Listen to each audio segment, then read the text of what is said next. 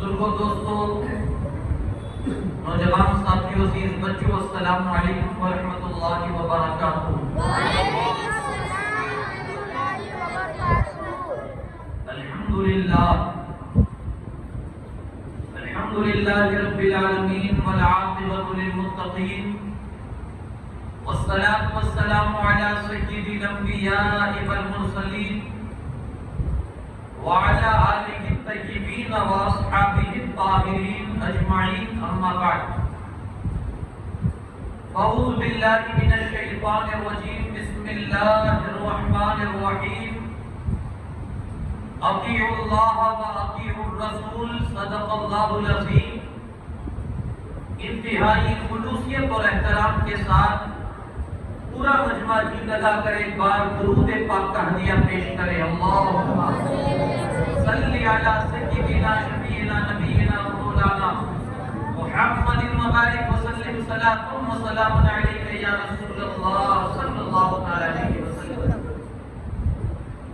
نبی پاک صلی اللہ علیہ وسلم ارشاد فرماتے ہیں، میرا جو امتی مجھ پر کثرت سے درود پاک پڑھتا ہے، کل قیامت کے دن میں خود اس سے مصافحہ کروں گا۔ لگا کر ایک بار اور پڑھیں، اللہم صلی علی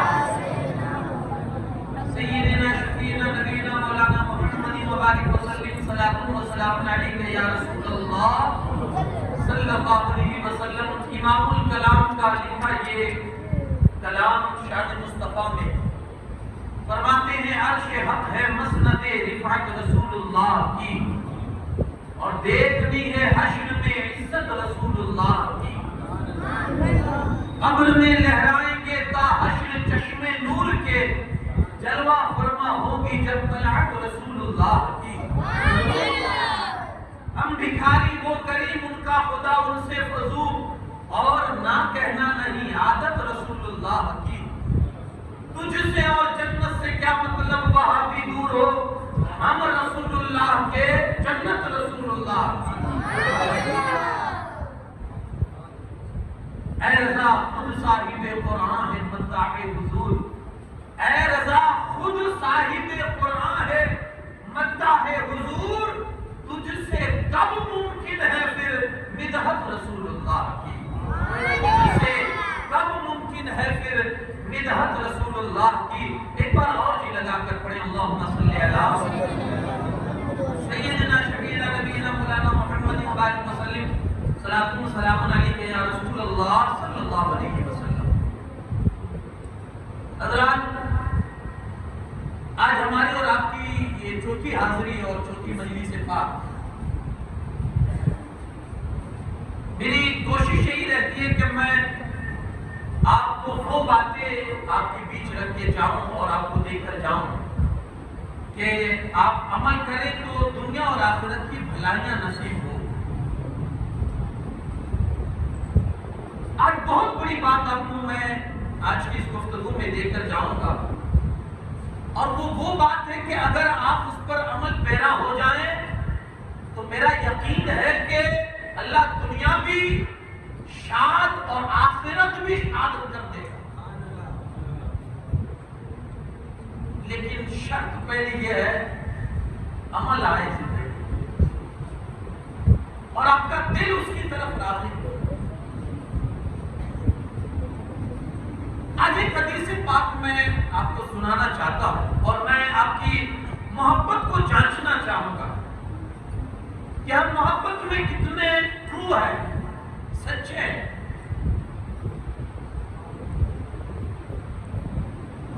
کیونکہ میں نے کل ہی کہا کہ ہمیں جس سے محبت ہوتی ہے نا، ہم اس کی پسند دیکھتے ہیں، پسند کیا ہے، اور پھر وہ چیز ہم پسند کرنا شروع کرتے ہیں۔ آج آپ دیکھیں گے ہمارے نوجوان طبقات کے اندر اور نوجوان فیلڈ کے اندر آپ دیکھیں گے کوئی کیسے بال رکھ رہا ہے، کوئی کیسے لباس پہن رہا ہے، آپ کہیں گے یار یہ کٹنگ کہاں سے آئی؟ فلانے نے رکھی ہے نا۔ یعنی آپ اس کو لائک کرتے ہو تو اس کی پسند کی چیز بھی آپ اپنے اندر دیکھنا چاہتے ہو۔ ایک سوچ، مینٹالٹی انسان کی بنی ہے، اور یہ فطری چیز ہے، قدرتی طور پر ہے کہ آپ جس کے قریب ہوگے نا چیزیں آپ کے اندر آپ دیکھنا چاہو گے کہ یار اس میں ہے نا میرے میں مجھ میں بھی ہونی چاہیے. فطرت ہے انسان. اور یہ تجربہ آپ کو ہے اور یہ آپ کی مارکیٹ میں دیکھ بھی رہے. بال, کپڑے, لباس. بلکہ اب تو حیرت ہو رہی ہے کہ لوگوں نے ہٹے کپڑوں کو بھی فیشن سمجھ لیا. یعنی یارو عقل ماری گئی ہے. اب اس کو عقل مارنا ہی کہیے. وہ جس نے پہنے ہو, میں اس کو ٹارگیٹ نہیں کر رہا ہوں, لیکن یہ ریالٹی ہے, یہ حقیقت ہے, اس لیے میں بول رہا ہوں. برا لگے تو مجھے معاف کر دینا, لیکن یہ حقیقت ہے. کسی کے پاس پیسے نہیں تھے, بیچارہ دکھ کا مارا تھا, کپڑے پھٹ گئے, سلوا نہیں پایا. اب وہ مارکیٹ سے نکلا, لوگوں نے سمجھا ہاں لگتا ہے فیشن بدل گئی. ہاں, پہلے لوگ مکمل کپڑوں کو فیشن سمجھتے تھے. اب کسی کو دیکھ کر انہوں نے فیشن کا روپ بدل دیا. کیا فیشن بدل چکی ہے؟ کیوں؟ لوگوں نے پھٹے پرانے کپڑے پہننے شروع کر دیے. تو ایک سوچ ہے, بس وہی میں عرض کرنا چاہتا ہوں. ایک سوچ ہے قدرتی طور پر کہ انسان جس سے حقیقت میں محبت کرتا ہے اس کی ہر چیز اپنے اندر دیکھنا چاہتا ہے.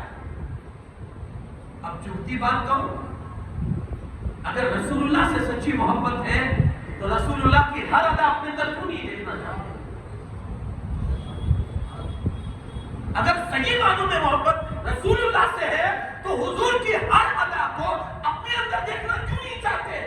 یار یہ قدرتی چیز ہے. مطلب کیا ہوا؟ اگر آپ رسول اللہ کی کوئی ادا کو اپنے اندر نہیں دیکھنا چاہتے, اس کا مطلب آپ محبت میں جھوٹے ہو. یہ فائنلی ڈیسیژن ہے. یہ میں نہیں کہہ رہا ہوں, یہ میں آئینہ دکھا رہا ہوں کہ محبت ہوگی آدمی اس کی چیز سے. اب حدیث پاک سنیے, مصطفیٰ کریم صلی اللہ علیہ وسلم کی حدیث مبارکہ. حضور فرماتے حُبِّبَ إِلَيَّ مِن دُنْيَاكُمْ ثَلَاث, تمہاری دنیا سے مجھے 3 چیزیں بہت پسند ہیں. آقا فرماتے ہیں تمہاری دنیا سے مجھے 3 چیزیں بہت پسند ہیں. ایک الطیب, خوشبو. سرکار اقدس صلی اللہ علیہ وسلم فرماتے ہیں تحفہ دیا کرو, لیا کرو, محبت بڑھے گی.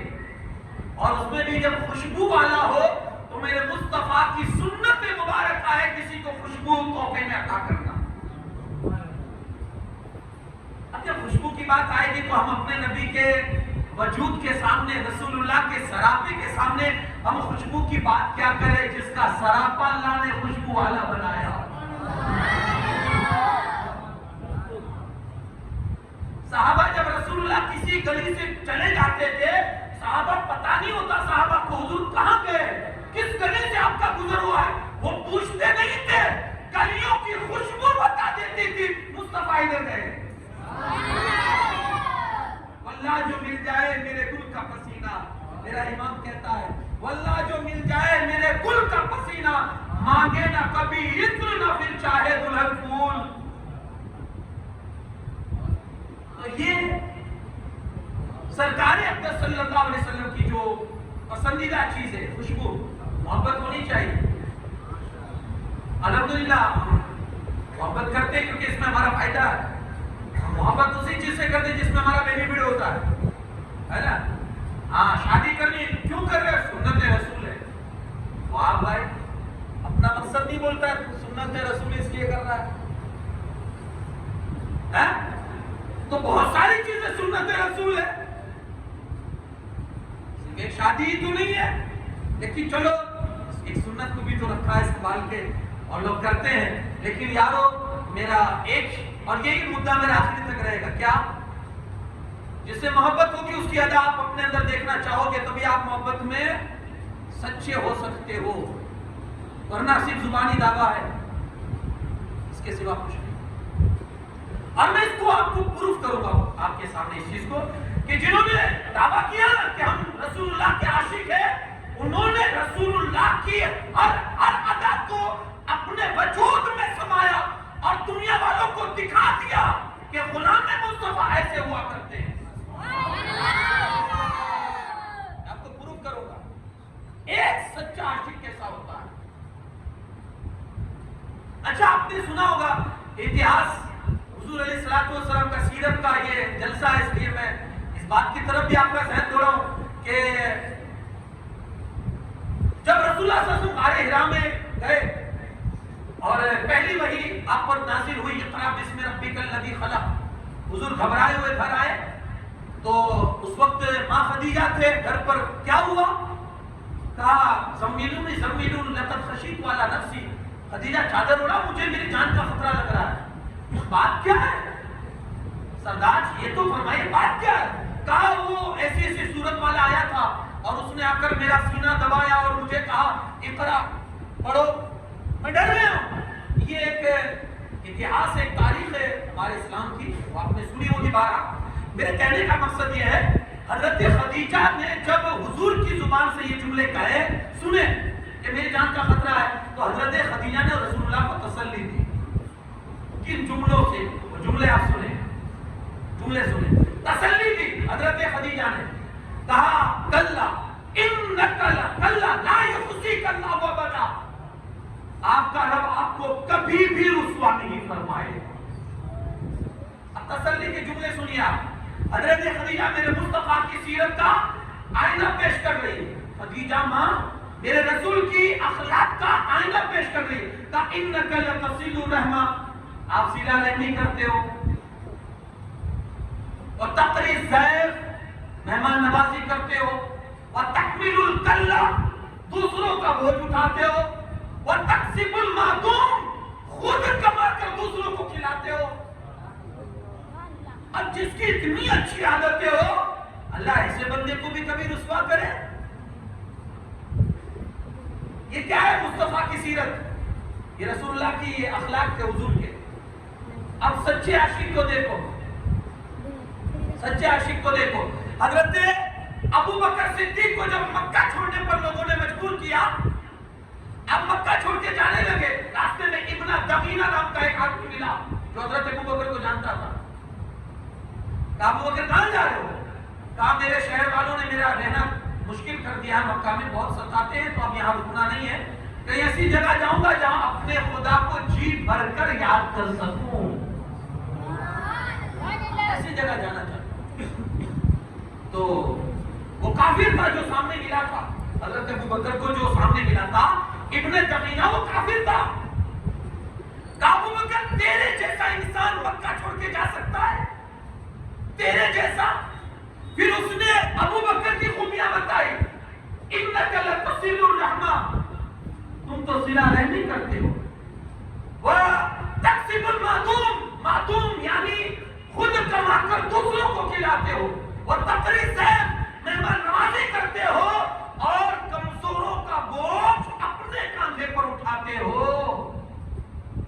मुझे बताओ,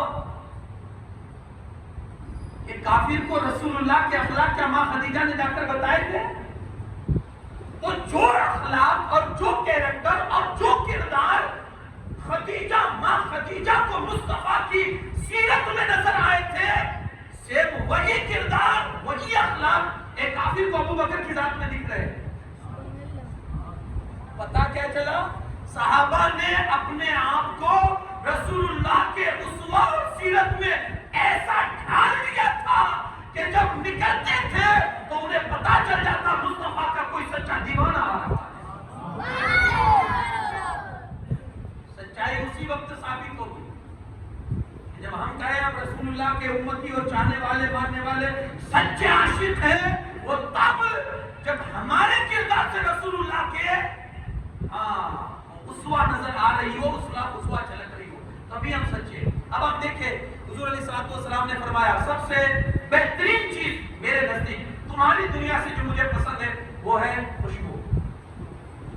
अल्हम्दुलिल्लाह हर बंदा खुशबू को पसंद करता है।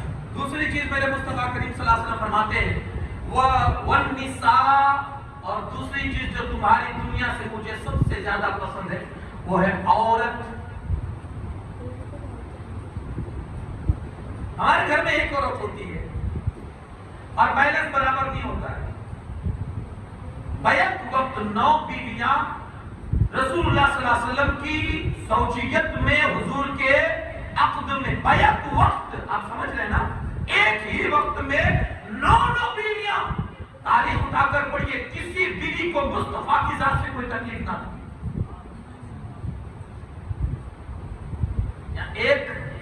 ایک میں بیلنس گڑبڑ ہے، 9 ایک ساتھ.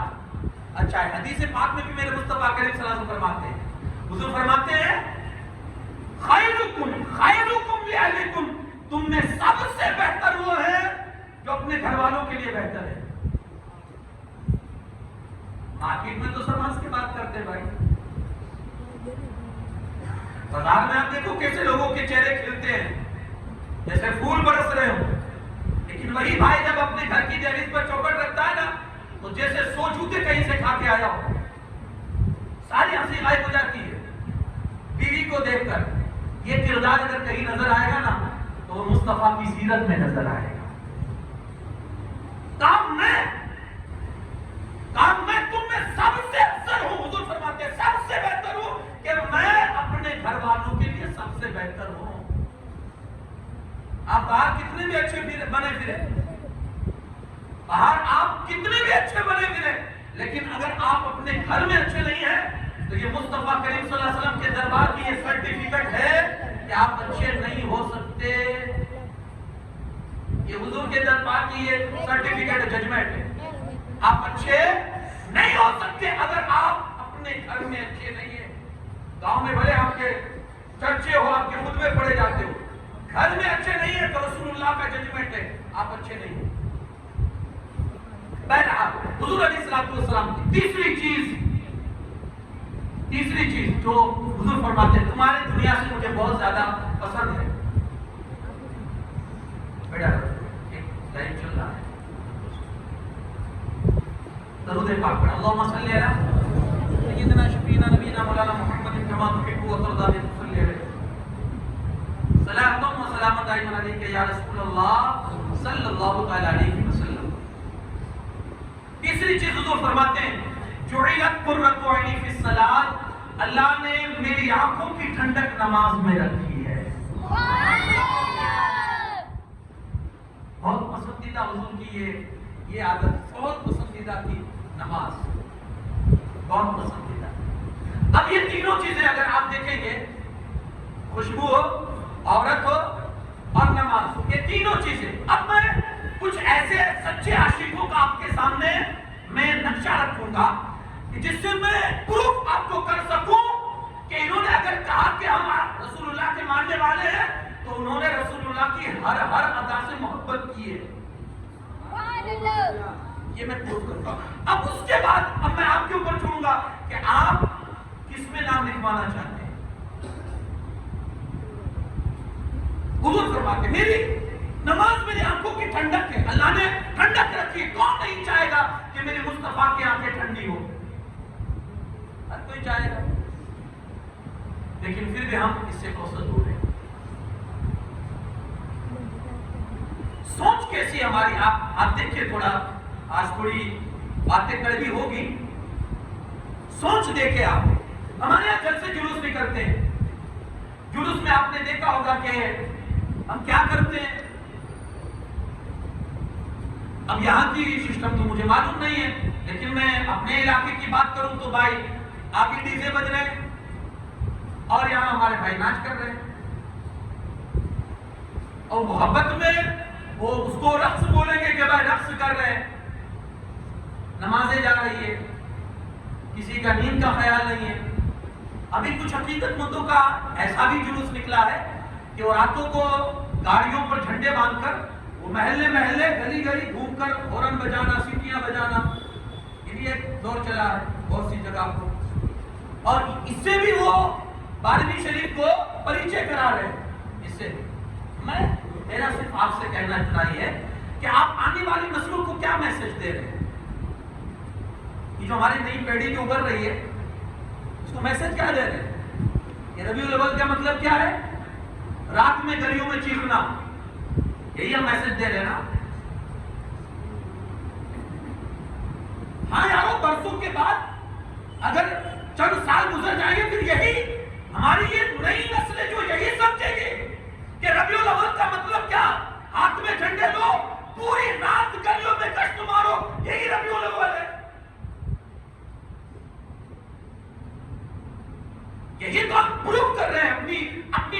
پیڑھیوں کے سامنے یہی تو پروو کر رہے ہیں کہ ربیع الاول کا مطلب یہ ہے کہ نمازیں چھوڑو.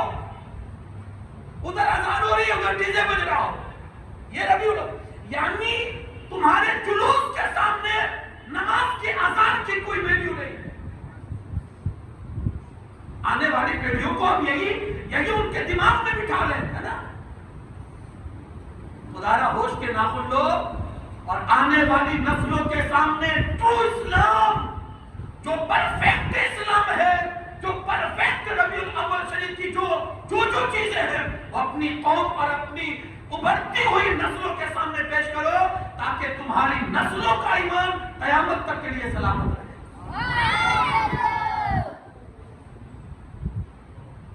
ریالٹی کیا ہے, حقیقت کیا ہے؟ کیا ہم ہی سب سے بڑے سچے عاشق رسول ہیں؟ ہم ہی جلوس نکالے ہیں, 12ویں شریف منا رہے ہیں, ہم سے پہلے اگلوں نے نہیں منائی. انداز کیا تھا؟ اب آپ دیکھیں رسول اللہ کے عاشق ہمیں, ہماری زندگی میں رسول اللہ کی زندگی کتنی ہے. میرے مصطفیٰ کریم صلی اللہ علیہ وسلم فرماتے ہیں نماز میری پسندیدہ چیز ہے, اور دنیا میں اگر مجھے کوئی سب سے زیادہ چیز پسند آئی ہے تو وہ نماز. اب سچوں کے بھی چاہو جنہوں نے دعویٰ کیا تھا ہم کے عاشق رسول ہے, اب ان کی زندگی دیکھو. سب سے پہلے اٹھاتے ہیں ابو بکر صدیق کو. سیدنا اس سے بڑا عاشق رسول کون ہوگا؟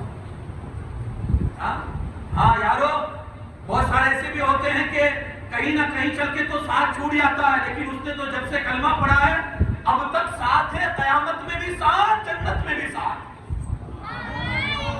ساتھ تو چھوٹا ہی نہیں ہے. ہاں, اس نے جو دوستی کا بھرم رکھا ہے. تو آپ دیکھیں ان کی زندگی. میں اگر یہ کہوں تو غلط نہیں ہوگا, نماز کے لیے ان کو مکہ چھوڑنا پڑا. ابھی میں نے واقعہ آپ کو اور لفظوں میں بتایا. واقعہ یہ تھا حقیقت میں کہ حضرت ابوبکر جب گھر میں نماز پڑھتے تھے نا تو زور زور سے قرآن پڑھتے تھے نماز میں. تو وہ قرآن سننے کے لیے مکہ کے جو غیر مسلم تھے ان کی عورتیں اور ان کے بچے اتنا بہترین قرآن پڑھتے تھے سیدنا صدیق اکبر کہ لوگوں کو اتنا مزہ آتا تھا کہ جب ابوبکر گھر میں نماز شروع کرتے تھے تو چاروں طرف ان کے گھر کے پاس بھیڑ لگ جاتی تھی نماز سننے کے لیے. مکہ والوں کو ڈر لگا کہ کہیں ہمارے بیوی بچے بدل نہ جائے, ان کو سن کے گئے اور جا کر رسول اللہ صلی اللہ علیہ وسلم سے فرمایا کہ انہیں کہو کہ نماز بند کرے, اور اتنا پڑھنے کا شوق ہے تو اندر پڑھے, صحن میں نہ پڑھے. حضرت ابوبکر نے کچھ دن صحن میں پڑھی, گھر میں پڑھی, لیکن پھر بعد میں پھر خیال آیا یار جب رب کی عبادت کرتا ہوں جو سچا ہے تو سچائی میں چھپنا کیوں, واپس باہر آ گئے تو ستانا شروع کر دیا انہوں نے. اب جب بہت زیادہ ستایا نا تو حضرت ابوبکر نے یہ طے کر لیا کہ اب مکہ چھوڑ دینا ہے اور ایسی جگہ جانا ہے جہاں اطمینان سے میں اپنے خدا کو یاد کر سکوں. اس لیے آپ نکلے اور وہ کافر ملا جس کو آپ کو واپس لایا مکہ کے اندر, اور واپس آپ نماز کلم کلا مکہ میں پڑھنے لگے. اس کے بعد اللہ نے اسلام کو غلبہ عطا فرمایا اور پھر تو لوگ کلم کلا نماز پڑھتے تھے. کہنے کا مطلب یہ ہے صدیق اکبر کی وہ ذات کہ جس کو نماز سے اتنی محبت تھی کہ گھر تو گھر, وطن بھی چھوڑنا پڑا تو نماز کی خاطر آپ نے وطن کو بھی چھوڑ دیا.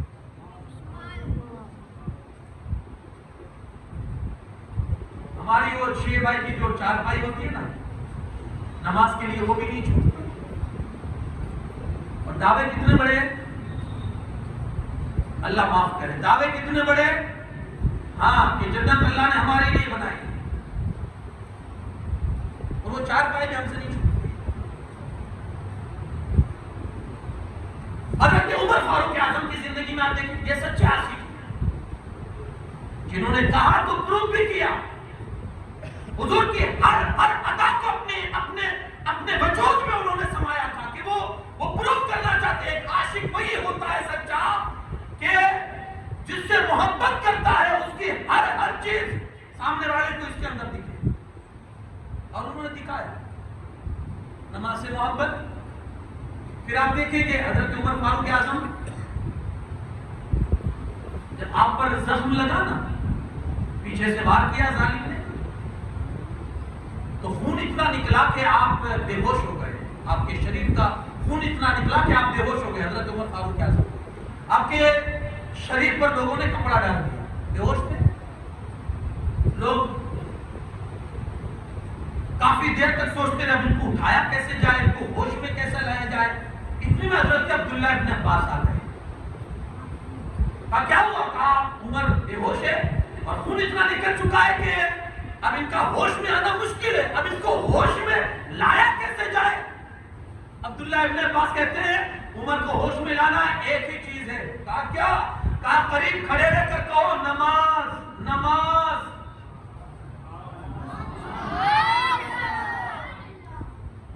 یہ محبت ہے. یار بے ہوش آدمی ہے، ارے یار سویا ہوا آدمی ہو اس کے پاس چلاؤ نا نماز نماز.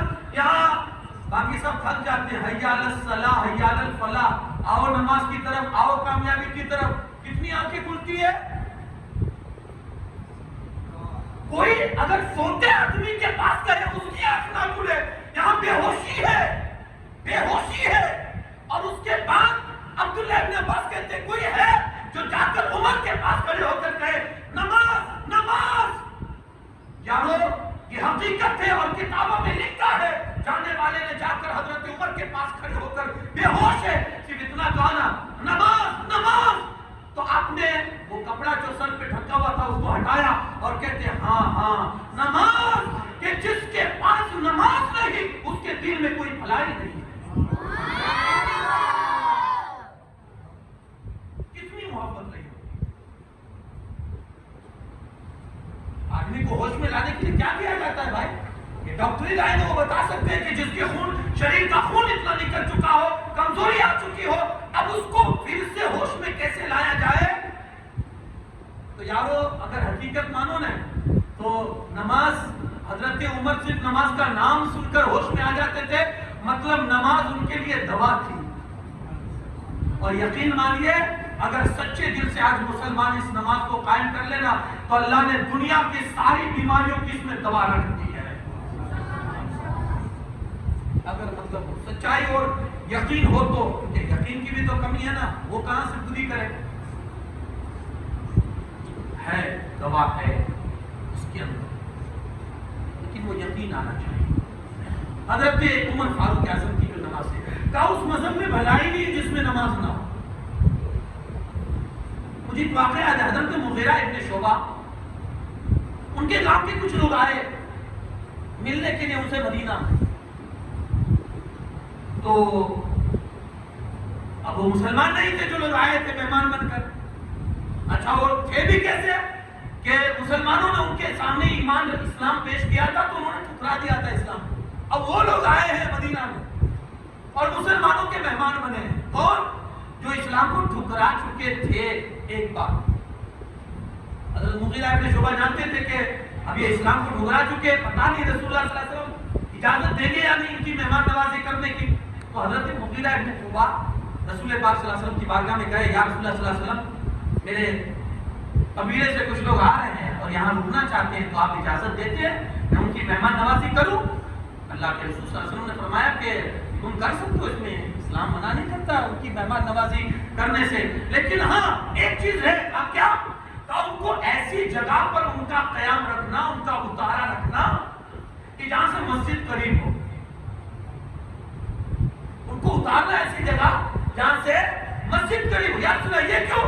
آپ قرآن سنیں گے ہو سکتا ہے دل نرم پڑ جائے.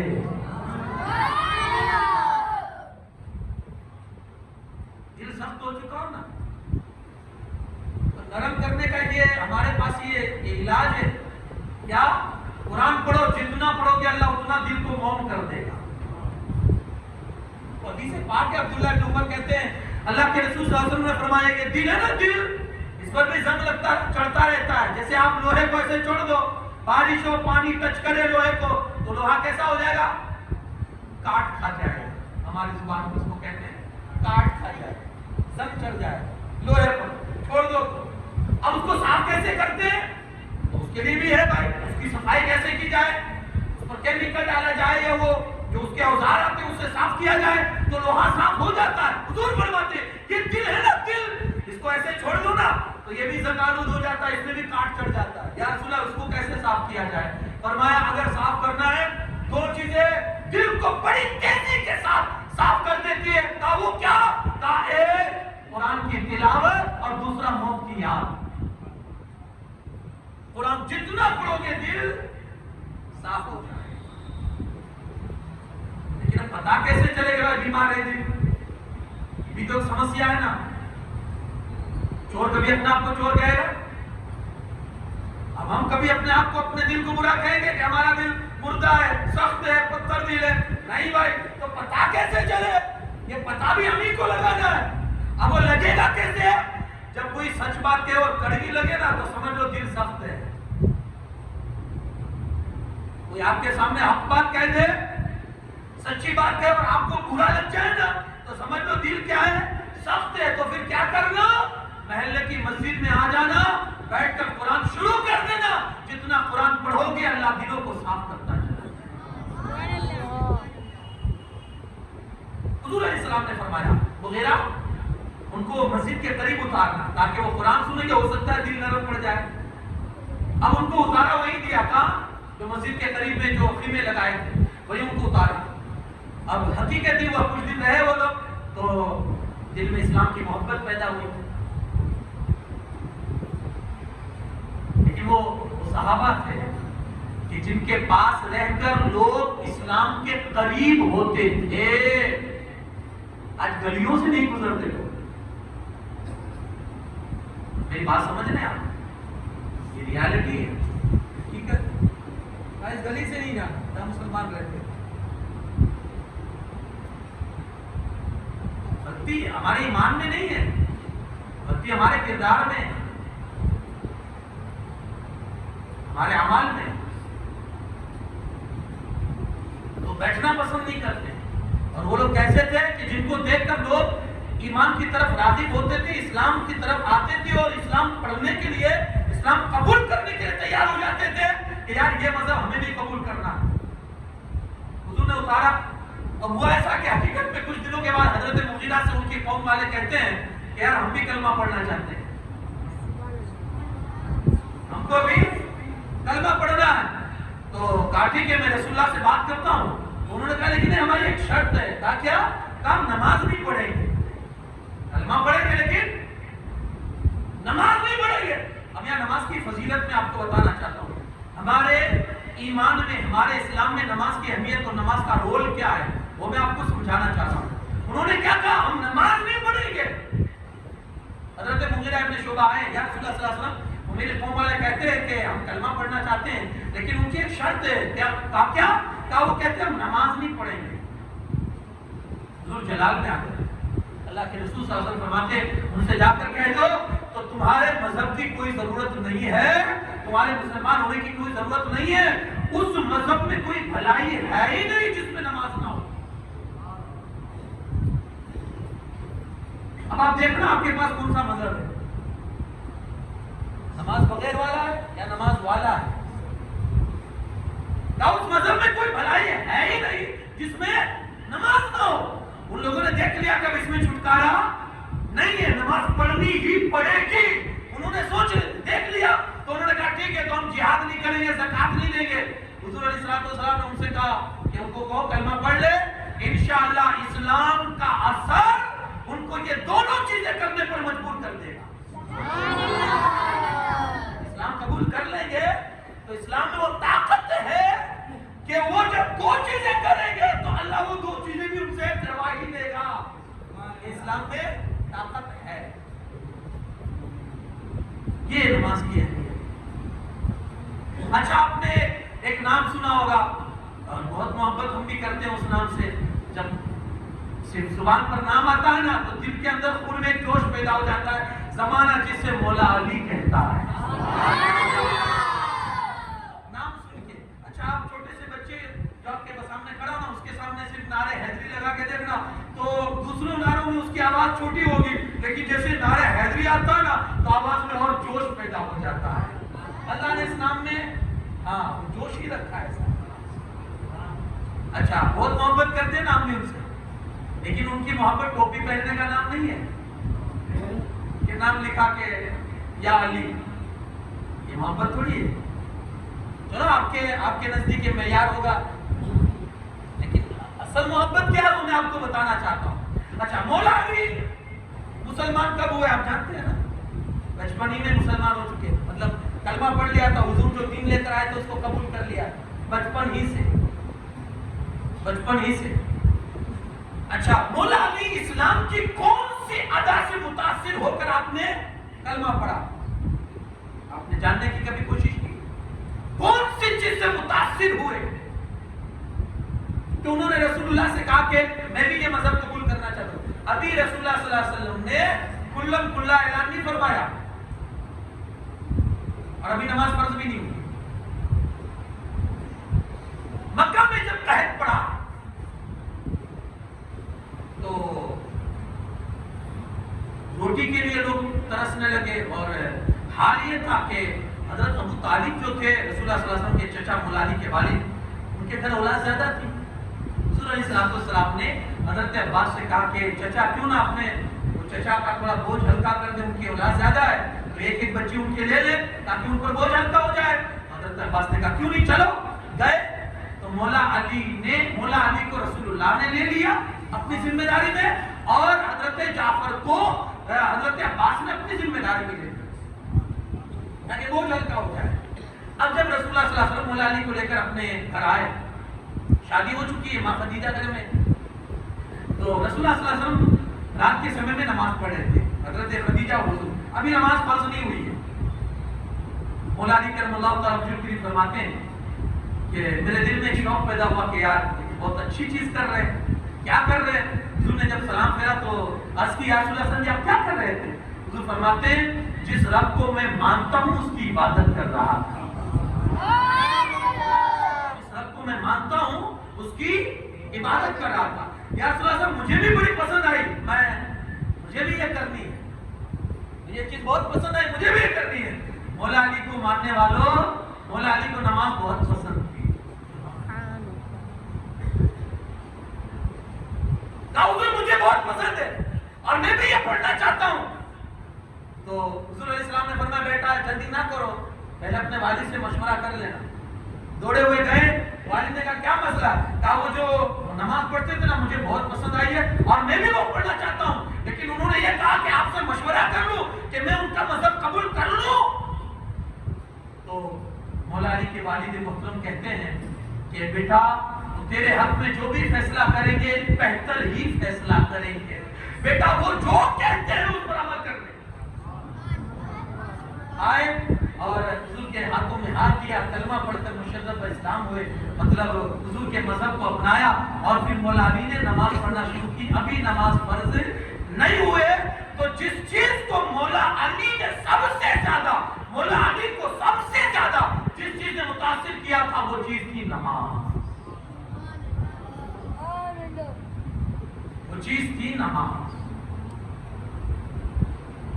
اب آپ ایک ایک صحابہ کی زندگی آپ پڑھتے چلے جائیں گے، آپ کو احساس ہوتا چلا جائے گا کہ جنہوں نے یہ کہا تھا نا ہم رسول اللہ کو محبت کرتے ہیں، دل و جان سے چاہتے ہیں، تو انہوں نے پروف کیا کہ حضور کی جو جو ادا کی انہوں نے اپنے اندر وہ ادا کو سمایا اور وہ ادا اپنے اندر پیدا کی کہ لوگ دیکھتے تھے کہ جیسے رسول اللہ کو نماز سے محبت تھی، رسول اللہ کے ماننے والے بھی ایسے ہی نماز سے محبت کیا کرتے.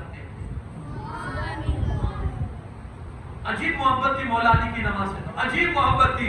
دعا کرتے مولا مجھے جنت بھی وہ دینا جس جنت میں نماز ہو. اب یہ کیسی محبت ہوگی نا؟ حالانکہ ہم سب جانتے ہیں بھائی جنت میں کوئی عبادت نہیں ہے، نماز وغیرہ جنت میں تھوڑی ہے، نہ ہمیں روزہ رکھنا ہے نہ نمازیں پڑھنی ہے، یہ سب دنیا ہی کی عبادت ہے. نماز میں تو، لیکن ان کا جو شوق تھا، ان کا جو ذوق تھا، ان کی جو طرف تھی نماز کے لیے کہ دعا یہ کرتے تھے مولا علی کو جنت وہ نہیں چاہیے جس میں نماز نہ ہو، علی کو جنت بھی وہی چاہتا ہے جس میں علی کو نماز پڑھنا نصیب ہوتا. اب ہم کہاں کھڑے ہیں بھائی محبت کے معیار میں؟ میں آئینہ دکھا رہا ہوں. اب ہم کہاں کھڑے ہیں یہ ہم اور آپ محسوس کر سکتے ہیں، اتنی محبت نماز. اچھا ہمارے یہاں الحمدللہ پیرانے پیر غوث اعظم دستگیر کو بھی لوگ بہت مانتے ہیں، ہے نا؟ अलहम्दुलिल्लाह, सिर्फ नियाज पर ना माने उनको, उनकी निजी जिंदगी में भी जाए, उनकी जो पर्सनल जिंदगी थी उसमें भी जाए, मतलब जो उनके इबादत, मामलात, अखलाकियात जो थे उसमें भी जाए और उसमें देखें तो अल्लाह अकबर। जब हुजूर गौसे आज़म दस्तगीर की बारगाह में जाते हैं और उनके जिंदगी में नमाज को देखते हैं, अल्लाह अकबर। नमाज पढ़ के बाहर निकले, एक बंदा खड़ा था मुसलमान, गए उसके पास, उसने नमाज नहीं पढ़ी और मस्जिद के पास खड़ा था। कितने नीडर लोग हैं वो लोग जो मस्जिद के दरवाजे पर बैठे रहते हो नमाज नहीं पढ़ने आते, मतलब उनको अवार्ड मिलना चाहिए ताकत का। आप बड़े लीडर, आप बड़े दिलर हो यार, अब वो क्यों गौसे आज़म के फरमान से गए, बाहर निकले, देखा कि उसने नमाज नहीं पढ़ी, तो गौसे आज़म दस्तगीर पीराने पीर रोशन ज़मीर फरमाते हैं, यार बड़ा लीडर है तू, तो बड़ा दिलर है। कहा हुजूर क्या हुआ, मैंने क्या गुनाह कर लिया, क्या कहते तू बड़ा दिलर है? तो कहा यार अगर मुझे रात के 3 बजे किसी पुलिस वाले का फोन आए ना तो मैं दौड़ता हुआ चला जाऊं, दौड़ता हुआ चला जाऊं। किसी कोतवाल पुलिस वाले का फोन आए रात में, उनके पास के हाथ में पावर है, तो मैं दौड़ता हुआ चला जाऊं। और तू इतना लीडर है कि अल्लाह के घर से 5 टाइम तुझे आवाज बुलाने वाला बुलाता है और तू मस्जिद के दरवाजे के पास खड़े रहकर नहीं गाता, तो तुझसे बड़ा लीडर और कौन होगा? कि तो अल्लाह की आवाज को भी तो इज्जत नहीं दे रहा है। अभी अजान क्या है भाई, अल्लाह के घर से तो बुलाया जाता है, बुलाने वाला कोई भी हो, बुला किसके लिए रहा? ये भी तो आप देखे, उसे बात फरमाती है, तू बड़ा लीडर है कि मैं उसकी आवाज पर चला जाऊं और तू खुदा की आवाज पर नहीं जा रहा, इसका मतलब तू बहुत ताकतवर है। ये तो अल्लाह से डायरेक्ट मतलब वो कर रहा है। बुजुर्ग के पास कोई आया, हुजूर नमाज तो पढ़ना चाहता हूँ लेकिन दिल नहीं लगता, पढ़ना चाहता हूँ दिल नहीं लगता, अब इसकी दवाई क्या हो? ऐसे ही किस्म का कोई वाकया था, कोई बुजुर्ग के पास आया, हुजूर नमाज पढ़ने शुरू करता हूँ तो वसवसे बहुत आते, तो नमाज छोड़ दूं? बहुत वसवसे आते, नमाज छोड़ दूं? हुजूर ने कहा, वो बुजुर्ग ने, खाने बैठते हो मक्खियां आती है तो खाना छोड़ देते हो? कहा नहीं, क्या करते हो? कहा एक हाथ से उड़ाता जाता हूँ, दूसरे हाथ से खाता जाता हूँ। तो कहा ऐसे ही कर, जब नमाज शुरू कर वसवसे आते जाए, साइड करता जा, रब की इबादत करता चला।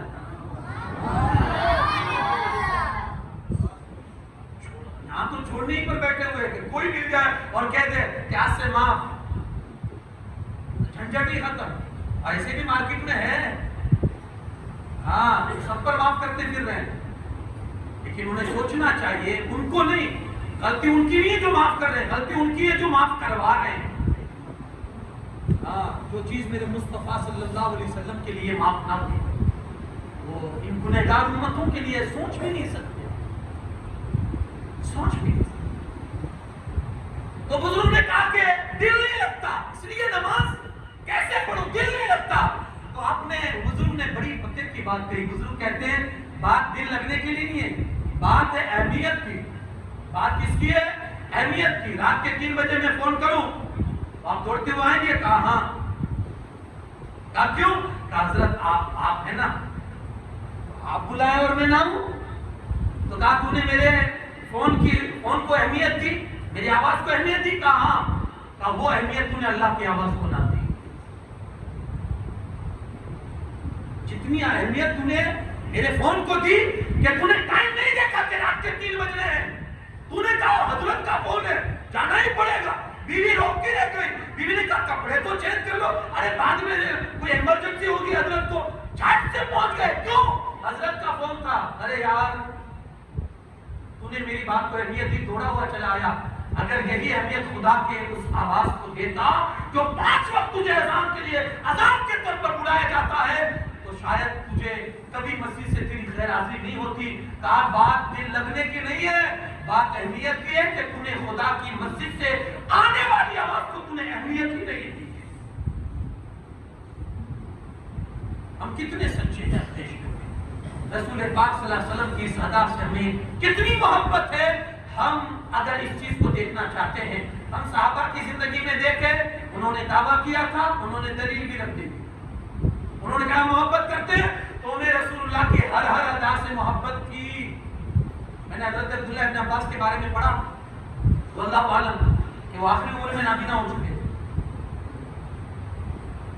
انہوں نے ایک بچہ فکس کر لیا تھا اور اسے کہہ دیا تھا کہ بھائی تو ہر نماز کے ٹائم پر مجھے آنا اور گھر سے مسجد چھوڑ دینا, مسجد سے گھر چھوڑ دینا. وہ لڑکا روزانہ اس کا یہ شیڈیول بن گیا تھا, اس کا یہ روٹین تھا.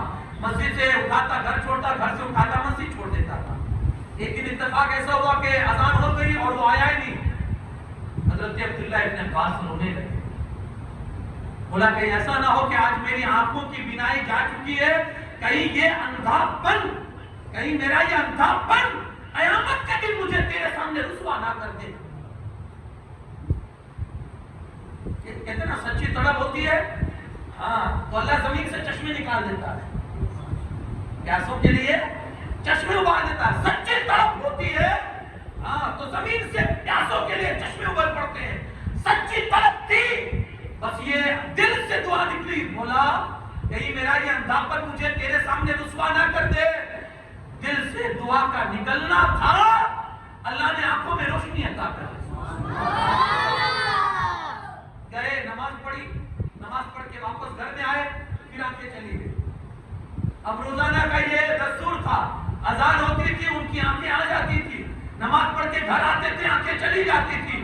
تو یارو یہ کون سی طرف تھی کہ جن کی روشنی واپس آ گئی؟ یہ نماز کی محبت تھی. اگر چاہتے ہو اللہ آنکھوں کی روشنی بڑھا دے, گھروں کی روشنی بڑھا دے, سماج کو روشن کر دے, نماز کو اپنے سماج میں لے آؤ, اللہ دنیا بھی روشن کر دے گا, آخرت کو بھی منور کر دے گا. ضرورت ہے یہ قریب آئیں. محبت میں تبھی ہم پرفیکٹ تبھی ہوں گے اور تبھی دعویٰ کریں, ورنہ آج سے آپ یہ دعویٰ چھوڑ دیجئے گا. کم سے کم جھوٹ بولنا تو چھوڑ دیں کہ بھائی ہم عاشق رسول ہیں, غلام یہ رسول میں جان بھی دینا قبول ہے, بولتے نا لوگ, یا وقت نہیں دے پا رہے غلام یہ رسول. کوشش کریں حضور علیہ السلام کی بے حد پسندیدہ اگر کوئی حضور علیہ السلام کی چیز تھی تو وہ نماز. کربلا کا آخری سجدہ کہ آپ کو ابھی بھی یہ میسج نہیں دے رہا ہے کہ نماز کی اہمیت کیا ہے. ابھی محرم ہم سے رخصت ہوا ہے, کچھ مہینے, ایک مہینہ ہی ہوا ہے, آپ سمجھے تو ابھی بھی نماز کی اہمیت ہمارے اندر اجاگر نہیں ہو رہی. اب پڑھے یار, اب پڑھے, پھر دیکھیں زندگی کتنی آسان ہو جائے گی.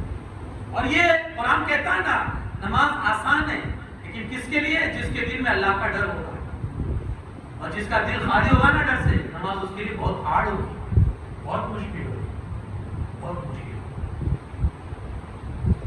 مولا جی کا ایک فرمان ہے, بہت پیارا فرمان ہے. مولا کائنات نبی شیر خدا کرم اللہ تعالیٰ علیہ وسلم فرماتے ہیں نماز کی فکر کو لازم کر لے, خدا کی قسم اللہ دنیا کی فکروں سے تجھے چھٹکارا عطا کر دے گا. خدا کی قسم کھا رہے. ہمارا یقین یہ ہے کہ وہ ان کی جو زبانیں بولتی کبھی غلط نہیں ہوتا ہے. وہ قسم نہ بھی کھائے تو مولا علی کا فرمان ہمارے سروں پر, ہمارے دلوں پر, لیکن وہ قسم کھا رہے, وہ قسم کھا رہے, خدا کی قسم یہ فکر لازم کر لے, اللہ دنیا کی فکروں سے تجھے چھٹکارا دے دے گا. آج بتائیے کون سا بندہ ایسا ہوگا جس کے دماغ میں دنیا کی فکر نہ ہو؟ سب ہے, گھر میں کوئی کمی نہیں, لیکن پھر بھی فکریں ستائی جا رہی, کھا رہی. ایک ہی چھٹکارا ہے, اور انہوں نے دیا. مطلب اس طرح سے وہ بے فکر تھے, زندگیاں ان کے پاس بھی تھی, حالات ان کے ساتھ بھی تھے, زمانے میں وہ بھی جیتے تھے, تکلیفیں ان کے نظر سامنے بھی آتی تھی, گھر ان کے بھی تھے, بال بچے ان کے بھی تھے, کاروبار وہ بھی کرتے تھے, کھیت باڑی ان کی بھی تھی, لیکن پھر بھی ان کے لیے نماز کے لیے ان کے پاس وقت تھا, اور وہ نماز پڑھتے تھے. اور انہوں نے کبھی نماز ضائع نہ کی, بلکہ میں نے ایک واقعہ سنا, حضرت عمر ابن عبدالعزیز کا نام آپ نے سنا ہوگا, اموی خلیفہ گزرے, عمر ابن عبدالعزیز. انہوں نے یہ مصر میں گورنر تھے, حضرت عبدالعزیز مصر کے اندر گورنر تھے. اور یہ مدینہ میں تعلیم حاصل کر رہے تھے حضرت عمر. ایک دن عصر کی نماز میں لیٹ پہنچے. عصر کی نماز میں لیٹ پہنچے. استاد نے خط لکھا یہاں سے مدینہ سے کہ آج تمہارے بیٹے نے عصر میں تاخیر کر دی. نماز تو پڑھی لیکن لیٹ میں پڑھی لیکن لیٹ میں پڑھی. اور استاد نے نیچے ریزن بھی لکھ دیا, وجہ بھی, سبب بھی کہ نماز میں لیٹ کیوں ہوا. تو کہا وہ کنگھی کر رہے تھے, بال بنا رہے تھے, اس لیے جماعت چھوٹ گئی. آصف گیا اتنی سی شکایت کے لیے, اتنی سی شکایت کے لیے. اب ہمارے لیے اتنی سی ہے, ہمارے لیے وہ اتنی سی ہے کہ بیٹے نے جماعت چھوڑ دی, ہمارے لیے اتنی سی ہے. لیکن ان لوگوں کے لیے بہت بڑی شکایت تھی. مدینہ سے آدمی بھیجا, چٹھی لکھ کے کہا مصر میں. گوگل میپ سے جا کر گھر پر آپ جو بیچ میں جو ڈسٹینس ہے جو گیپ ہے وہ آپ سرچ کر لینا کہ کتنے کلومیٹر بنتا ہے مدینہ سے مصر. آدمی گیا چٹھی لے کر, اور مصر میں گورنر تھے حضرت عبدالعزیز عمر کے والد. چٹھی دی, کہا آپ کے بیٹے نے جماعت چھوڑ دی. وجہ تو کہا بال بنا رہے تھے. جانتے ہو حضرت عمر کے باپ نے کیا کیا؟ مصر سے حجام بھیجا, مصر ہی سے نائی کو بھیجا, حجام کو, اور کہا سب سے پہلے جا کر بیٹے کا ٹکا کرنا, جس کی وجہ سے نماز چھوٹی. آج کے بعد بال ہو گئے گی تو نماز کیا چھوٹے گی. تربیت بھی ہے, اولاد کی تربیت کس انداز سے وہ لوگ کرتے تھے. لیکن تربیت کے ساتھ میں آپ کو یہ بتانا چاہتا ہوں ان بزرگوں کی نظر میں نماز کیا تھی. آپ آسان سمجھتے ہیں, ہمارے ہیں کہ بھائی ٹرین میں بیٹھے ادھر سے ادھر پہنچ گئے. اس زمانے کی میں بات کر رہا ہوں, کہانی سنا رہا ہوں, جہاں ٹرین, ہوائی جہاز, موٹر گاڑی, کار کوئی تصور بھی نہیں تھا. وہاں تو صرف گھوڑے, کچر, اونٹ, یہی تھا. اور اس میں یہ اہمیت نماز کو جو دینا کہ وہاں سے نائی کو بھیجا جا رہا ہے, سب سے پہلے جا کر بیٹے کا ٹکا کرنا اور اس کے سر سے بال اتار دینا. کبھی بال رہیں گے ہی نہیں تو اس کی نماز بھی نہیں چھوٹے گی. اہمیت کیوں ہے؟ آخری باتیں عرض کر دوں اور آپ کو ایک میسج دے دوں. رسول اللہ سے محبت ہے, پروف کیجئے, زبان سے نہیں, اعمال سے, وجود سے. آپ پروف کیجئے کہ ہاں ہم محبت مصطفیٰ میں جیتے ہیں, ہم عاشق رسول ہے. زبانیں دعوے تو سب کرتے ہیں. دیکھیے اسلام پسند غیر بھی ہے. اسلام پسند, یہ جملہ دل سے سننا, اسلام کو پسند کرنے والے اسلام پسند غیر لوگ بھی کرتے ہیں. یہودی, کرسچن, ہندو, بدھ, جین, یہ اسلام بہت سارے لوگ ان میں ایسے ہوں گے جو اسلام کو پسند کرتے ہیں. ابھی اسلام پسند آپ کو نہیں بننا, اسلام پابند بننا ہے. اسلام پسند تو غیر بھی ہے, ہمیں اسلام پابند بننا ہے. مغلیہ خاندان کے آخری جو بادشاہ ہوئے ہیں, نام آپ کو یاد ہوگا, بہادر شاہ ظفر. مغلیہ خاندان کے آخری چشم و چراغ. ان کے ایک بیٹے تھے جو اللہ کے بہت بڑے ولی گزرے ہیں, حضرت شیخ شاہ عبد اللطیف ستھنوی. 133 سال کی عمر پائی, 133 سال کی عمر پائی, 133 سال کی عمر. اب اس میں کمال کی بات میں یہ بتاؤں کہ 133 سال کی عمر میں 100 سال ان کی زندگی کے ایسے گزرے کہ نماز تو نماز, جماعت تو جماعت, تکبیر اولیٰ بھی کبھی نہیں چھوٹی. یہ کون تھے؟ مغلیہ خاندان کے آخری چشم و چراغ بہادر شاہ ظفر کے بیٹے حضرت شیخ شاہ عبد اللطیف ستھنوی علیہ رحمہ. بڑا پرفیض آستانہ ہے ان کا. اور یہ ہمارے دادا مرشد, مطلب مرشد بھی ہوتے ہیں ہمارے. یہ 100 سال تک, یارو 100 سال میں بہت سارے لمحے بھی آتے ہیں نا. کبھی آدمی کو کسی شادی میں جانا ہوتا ہے, کبھی کسی اور جگہ جانا ہوتا ہے, کبھی کہیں اور جانا ہوتا ہے, تو جماعت چھوٹنے کا امکان ہوتا ہے, پوسیبلٹی ہے کہ جماعت چھوٹ جائے, نماز لیٹ سے پڑھے, یا کوئی سفر میں 100 سال تک انہوں نے سفر کیا ہی نہیں ہوگا. نہیں, بہت سارے سفر کیے ہوں گے. اب میں بات بتاؤں, یہ تو شیخ شاہ عبد اللطیف ستھنوی علیہ رحمہ ہے. ان کے खलीफा हमारे पीर दादा होते हैं, नाम आपने शायद सुना हो, हजरत हुजूर शोएबुल औलिया मोहम्मद यार अली, जिनका बनाव शरीफ में मज़ार है। इन्होंने भी 80 साल की उम्र पाई है। 45 या 48 साल ये हजरत शाह अब्दुल लतीफ सत्तरवी अली रहमा है, इन्होंने इनको नसीहत की थी कि बेटा नमाज तो नमाज, जमात तो जमात, तकबीर उला भी छूटने ना पाए, इंशाअल्लाह ये नमाज तुम्हें अल्लाह से मिला देगी। उन्होंने मुर्शिद की जुबान का इतना ख्याल रखा, 45 या 48 साल तक नमाज जो तकबीर उला के साथ पढ़ी, उसमें उन्होंने हज भी किया है। उसी दौरान 45 या 48 साल में हज में भी गए। आप सोचे कि यार कैसे पॉसिबल है कि बंदा हज में जा रहा है और तकबीर उला नहीं छूट रही है। यारो, जब बंदे का यकीन मजबूत होता है और वो अज़्म मुसम्मम कर लेता है, पक्का इरादा कर लेता है, तो अल्लाह फिर गैब से उसके लिए रास्ते खोल देता है। वो पढ़ता है, अज़्म भी, इरादा भी तो होना चाहिए ना पक्का। तो अब ये चीज जिंदगी में लाइए, कोशिश कीजिए। आखिरी पूरी तकरीर का मेरा निचोड़ यही है, रसूलुल्लाह सल्लल्लाहु अलैहि वसल्लम फरमाते हैं मुझे 3 चीजें बहुत पसंद है। एक खुशबू, दूसरा औरत और तीसरा नमाज। अब ये इन चीजों से हमें हुजूर की मोहब्बत को प्रूफ करना है, लोगों को बताना है, हाँ हम आशिक रसूल हैं।